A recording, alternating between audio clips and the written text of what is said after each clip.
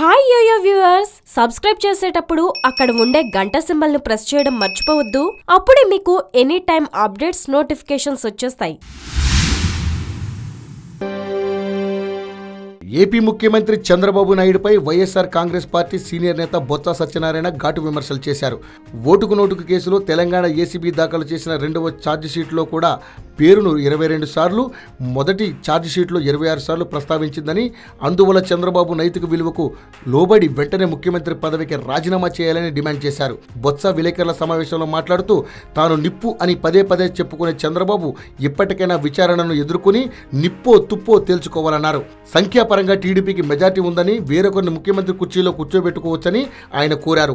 ఇప్పటికే బాబు జైలుకు వెళితే ఎవరు సీఎం పదవికి సరిపోతారా అనే కోణంలో ఆ పార్టీ నేతలు చూస్తున్నారని బొత్స వ్యాఖ్యానించారు.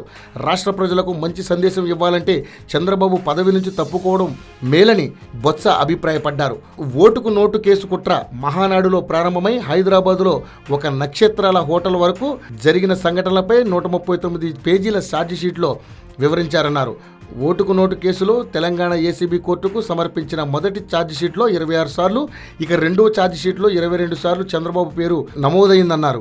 ఈ కేసు తర్వాత ఆంధ్రప్రదేశ్లో జరుగుతున్న వరుస పరిణామాలు చూసిన వారికి ఎవరికైనా చంద్రబాబు ఎందుకు భయపడుతున్నారో అర్థమవుతుందన్నారు. 10 ఏళ్ల పాటు హైదరాబాద్ ఉమ్మడి రాజధాని కాగా కేసు నుంచి బయటపడడం కోసం కేసీఆర్ దగ్గర చంద్రబాబు తోక ముడిచి అమరావతికి పారిపోయారని బొత్స చెప్పుకొచ్చారు. ఎన్నికల సమయంలో 15 ఏళ్లు ప్రత్యేక హోదా కావాలని డిమాండ్ చేసిన చంద్రబాబు ఓటుకు నోటు కేసులో చిక్కుకున్న నాటి నుంచి మాటలు మార్చారన్నారు. జాతీయ ప్రాజెక్టుగా కేంద్రమే పోలవరం ప్రాజెక్టును పూర్తి చేయాలని విభజన చట్టం చెబుతున్నా తన అవినీతి కోసం పోలవరాన్ని రాష్ట్ర ప్రభుత్వమే చేపట్టే విధంగా అనుమతులు తెచ్చుకున్నారని ఆరోపించారు. కేసులో ఎక్కడా శిక్ష పడుతుందోననే భయంతో ప్రతి అంశంపై రాజీ పడుతూ రాబోయే తరాల భవిష్యత్తును తాకట్టు పెడుతున్నారని బొత్స ఏపీ సీఎం చంద్రబాబుపై ధ్వజమెత్తుతున్నారు.